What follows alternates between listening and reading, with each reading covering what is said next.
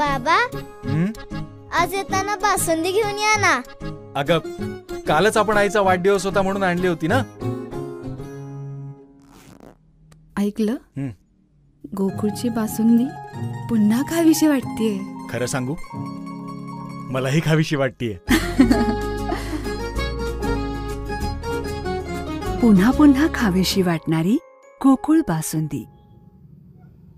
कोल्हापुरामध्ये लाडक्या बाप्पाचे घरोघरी उत्साहात आगमन.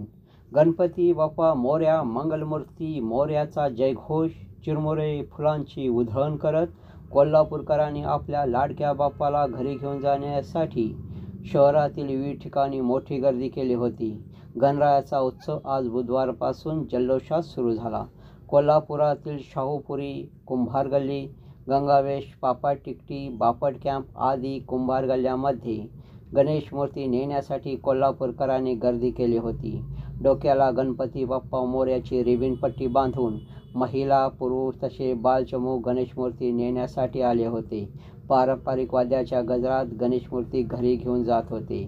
ढोल ताशाच्या गजरात गणपती बाप्पाची मूर्ती घरोघरी विराजमान झाल्या आहेत.